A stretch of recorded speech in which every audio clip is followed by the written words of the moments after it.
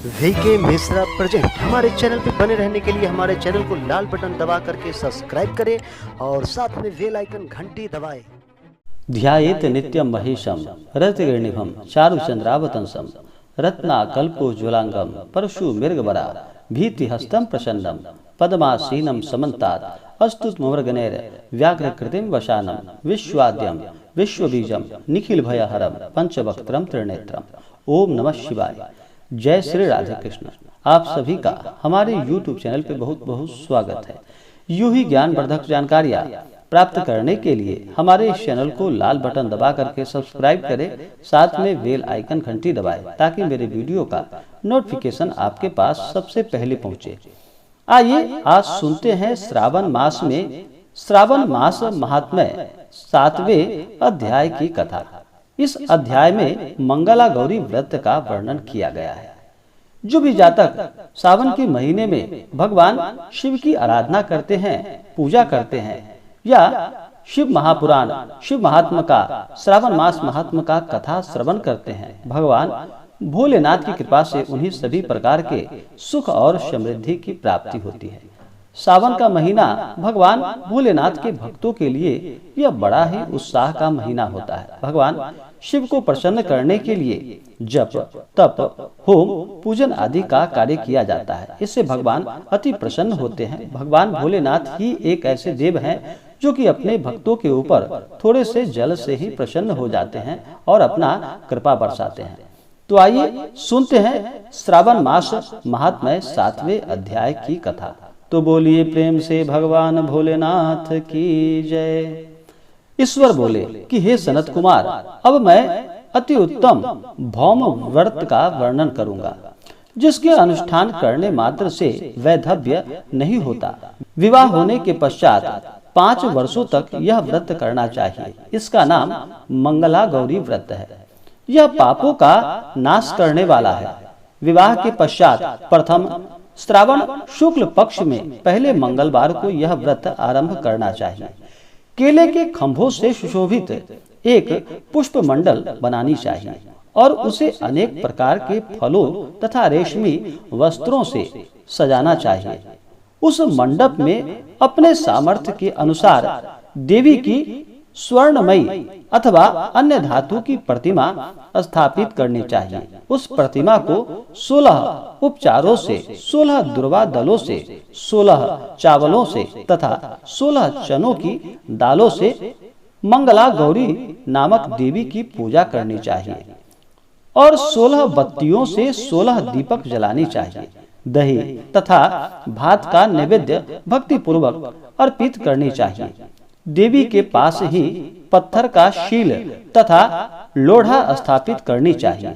5 वर्ष तक इस प्रकार से इस व्रत के पश्चात इसका उद्यापन करना चाहिए। माता को वायन प्रदान करना चाहिए, जिसकी विधि आप सुनिए।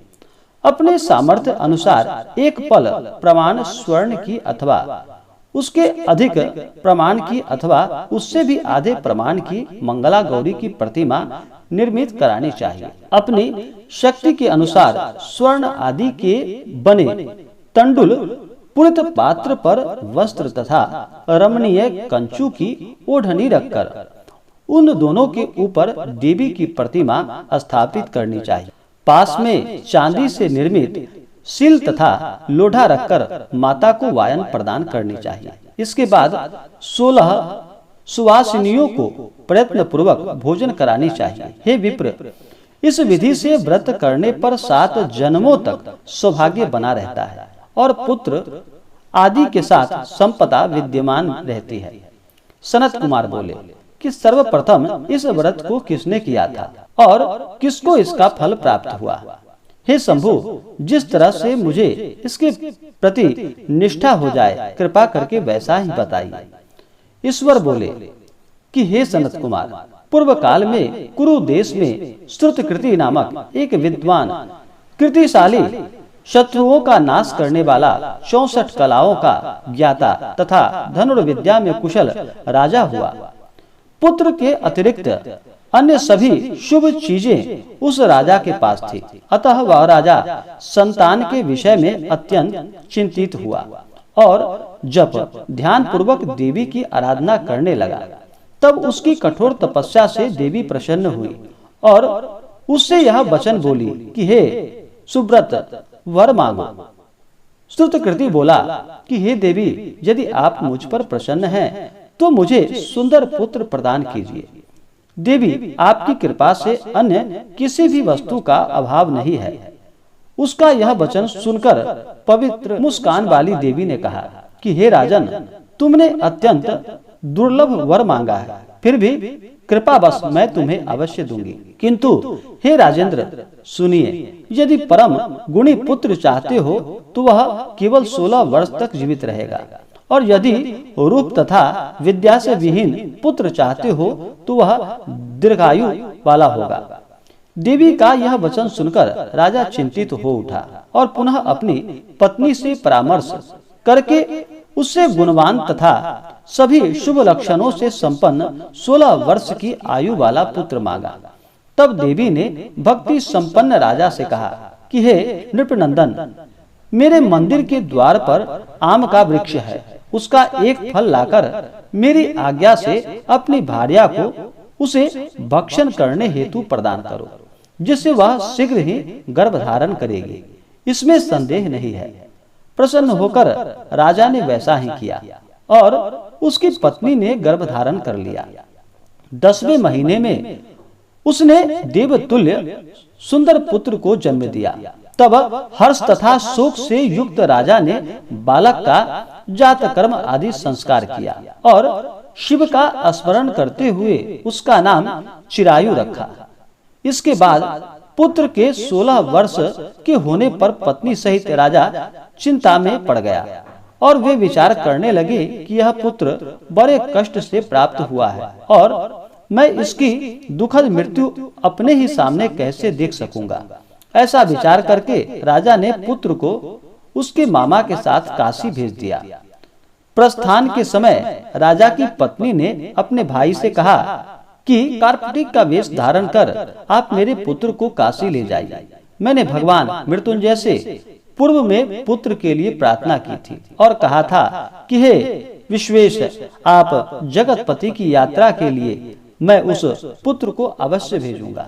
अतः आप मेरे पुत्र को आज ही ले जाइए और सावधानी पूर्वक इसकी रक्षा कीजिएगा। अपनी बहन की यह बात सुनकर भांजे के साथ चल पड़ा। कई दिनों तक चलते चलते वह आनंद नामक नगर में पहुंचा। वहां सभी प्रकार की समृद्धियों से संपन्न वीरसेन नाम वाला राजा रहता था। उस राजा की एक सर्वलक्षण संपन्न युवावस्था प्राप्त मनोहर तथा रूप लावण्यमयी मंगला गौरी नामक कन्या थी। सभी उपमानों को तुक्ष करके सौंदर्य अभिवृद्धि को प्राप्त वह कन्या किसी समय सखियों के साथ नगर के उपवन में क्रीड़ा करने के लिए गई हुई थी। उसी समय वह चिरायु तथा उसका मामा वे दोनों भी वहां पहुंच गए और उस कन्या को देखने की लालसा से वहीं विश्राम करने लगे। इसी बीच विनोद पूर्वक क्रीड़ा करती हुई उस कन्याओं में से किसी ने कुपित होकर राजकुमारी को रांडा यह कुवचन कह दिया। तब उस अशुभ वचन को सुनकर राजकुमारी ने कहा कि तुम अनुचित बातें क्यों बोल रही हो? मेरे कुल में तो इस प्रकार की कोई नहीं है। मंगला गौरी की कृपा से तथा उसके व्रत के प्रभाव से विवाह के समय जिसके सर पर मेरे हाथ से अक्षत पड़ेगा, हे सखी, वह यदि अल्प आयु वाला होगा तो भी वह चिरंजीवी हो जाएगा। इसके बाद वह सभी कन्याएं अपने अपने घर चली गई। उस दिन राजकुमारी का विवाह था। बालीक देश के दृढ़धर्मा नामक राजा के सुकेतु नाम वाले पुत्र के साथ उसका विवाह निश्चित किया गया था। वह सुकेतु विद्याहीन, कुरूप तथा बहरा था। तब सुकेतु के साथ आए हुए उन लोगों ने विचार किया कि इस समय कोई दूसरा श्रेष्ठ वर ले जाना चाहिए और विवाह संपन्न हो जाने के बाद वहां सुकेतु पहुंच जाए। उन लोगों ने चिरायु के मामा के पास जाकर याचना की कि आप इस बालक को हमें दे दीजिए, जिससे हमारा कार्य सिद्ध हो जाए। इस पृथ्वी पर परोपकार के समान दूसरा कोई धर्म नहीं है। उनकी बात सुनकर चिरायु का मामा मन ही मन बहुत प्रसन्न हुआ, क्योंकि उसने उपवन में पहले ही कन्या मंगला गौरी की बात सुन ली थी। फिर भी उसने एक बार कहा कि आप लोग इसे किस लिए मांग रहे हैं?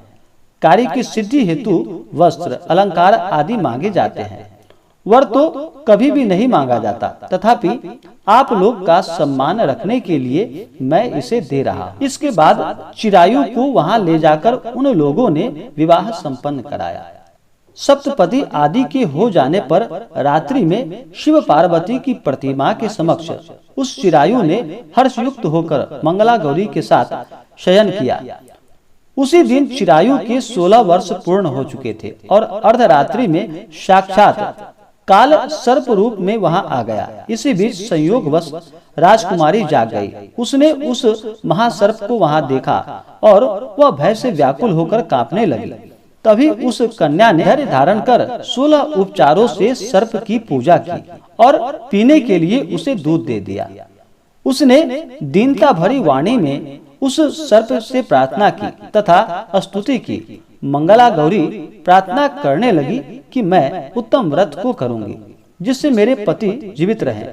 ये जिस तरह से चिरकाल तक जीवित रहें, आप वैसा कीजिए। इतने में सर्प वहां स्थित एक कमंडलू में प्रवेश कर गया और उस मंगला गौरी ने अपनी कंचुकी से उस कमंडलू का मुंह बांध दिया। इसी बीच उसका पति अंगड़ाई लेकर जाग गया और अपनी पत्नी से बोला कि हे प्रिय, मुझे भूख लगी है। तब वह अपनी माता के पास जाकर खीर, लड्डू आदि लेकर आई और उसके द्वारा दिए गए भोज्य पदार्थ को उसने प्रसन्न मन होकर खाया। भोजन के पश्चात हाथ धोते समय उसके हाथ से अंगूठी गिर पड़ी। तांबूल खाकर वह पुनः सो गया। इसके बाद मंगला गौरी कमंडलू को फेंकने के लिए जाने लगी। विधि की कैसी गति है कि उस कमंडलू में से बाहर की ओर जगमग करती हुई हार कांति को देखकर वह आश्चर्यचकित हो गई। घट में स्थित उस हार को उसने अपने कंठ में धारण कर लिया। इसके बाद कुछ रात शेष रहते ही चिरायु का मामा आकर उसे ले गया। इसके बाद वर पक्ष के लोग सुकेतु को वहां ले आए। उसे देख मंगला गौरी ने कहा कि यह मेरा पति नहीं है। तब उन सभी ने उससे कहा कि हे शुभे, तुम यह क्या बोल रही हो? यहाँ तुम्हारा कोई परिचालक हो तो उसे हम लोगों को बताओ। मंगला गौरी बोली कि जिसने रात्रि में 9 रत्नों से बनी अंगूठी दी है, उसकी उंगली में इसे डालकर परिचायक निशानी देख ले। मेरे पति ने रात्रि में मुझे जो हार दिया था, उसके रत्नों का समुदाय कैसा है, इस बात को यह बताए। यह तो कोई अन्य ही है। इसके अतिरिक्त रात्रि में आम सींचते समय उनका पैर कुमकुम से लिप्त हो गया था। वह मेरी जांघ पर अब भी विद्यमान है। उसे आप लोग शीघ्र देख ले। साथ ही रात में परस्पर भाषण तथा भोजन आदि से जो कुछ किया गया था, उसे भी यह बता दे, तब यह निश्चित ही मेरा पति होगा। इस प्रकार उसका वचन सुनकर सभी ठीक है कहने लगे। किंतु जब एक ही बात न मिली, तब सभी ने सुकेतु को उसका पति होने से निषिद्ध कर दिया और वर पक्ष वाले जिस तरह से आए थे उसी तरह से चले गए। इसके बाद अपने वंश को बढ़ाने वाले महान यश से संपन्न तथा परम मनस्वी मंगला गौरी के पिता ने अन्न पान आदि का सत्र चलाया। उन्होंने वर पक्ष का वृतांत कानो कान सुन लिया कि स्वरूप से कुरूप होने के कारण लोगों के द्वारा किसी अन्य को वर के रूप में आदर पूर्वक लाया गया था।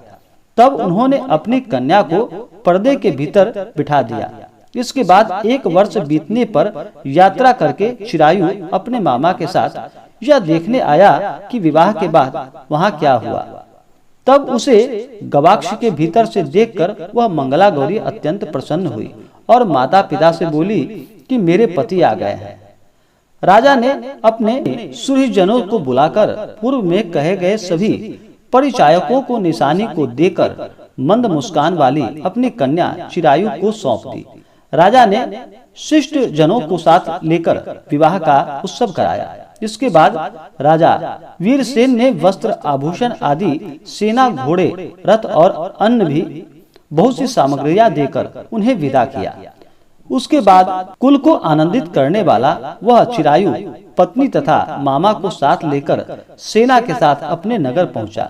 लोगों के मुख से उसे आया हुआ सुनकर उसके माता पिता को विश्वास नहीं हुआ। उन्होंने सोचा कि यह प्रारब्ध कैसे हो सकता है। इतने में वहां अपने माता पिता के पास वह आ गया और स्नेह से परिपूर्ण वह चिरायु भक्ति पूर्वक उनके चरणों में गिर पड़ा। तब अपने पुत्र का मस्तक सूंघकर उन दोनों ने परम आनंद प्राप्त किया। पुत्र वधू मंगला गौरी ने भी सास ससुर को प्रणाम किया। तब सास उसे अपनी गोद में बिठाकर सारा वृतांत शीघ्रता पूर्वक पूछने लगी कि हे महामुने। तब पुत्र वधू ने भी मंगला गौरी के उत्तम व्रत महात्म्य तथा जो कुछ घटित हुआ था वह सब वृतांत बताया। हे सनत कुमार, मैंने आपसे इस मंगला गौरी व्रत का वर्णन कर दिया। जो कोई भी इसका श्रवण करता है अथवा जो इसे कहता है उसके सभी मनोरथ पूर्ण हो जाते हैं, इसमें संदेह नहीं है। सूत जी बोले कि हे ऋषियों, इस प्रकार शिव जी ने सनत कुमार को यह मंगला गौरी व्रत बताया और उन्होंने सभी कार्यों को पूर्ण करने वाले इस व्रत को सुनकर महान आनंद प्राप्त किया। इस प्रकार श्री स्कंद पुराण के अंतर्गत श्री ईश्वर सनत कुमार संवाद में श्रावण मास महात्म्य में मंगला गौरी व्रत कथन नामक 7वां अध्याय पूर्ण हुआ। तो बोलिए प्रेम से भगवान भोलेनाथ की जय, मंगला गौरी माता की जय। तो आशा करता हूँ कि यह जानकारी आपको अच्छा लगा हो। ऐसे ही ज्ञानवर्धक जानकारियाँ प्राप्त करने के लिए हमारे इस चैनल को लाल बटन दबा करके सब्सक्राइब करें, साथ में बेल आइकन घंटी दबाएं ताकि मेरे वीडियो का नोटिफिकेशन आपके पास सबसे पहले पहुंचे। वीडियो को लाइक और अपने मित्रों तथा दोस्तों के साथ शेयर करें। सुखी रहें और स्वस्थ रहें। जय श्री राधे कृष्ण। धन्यवाद।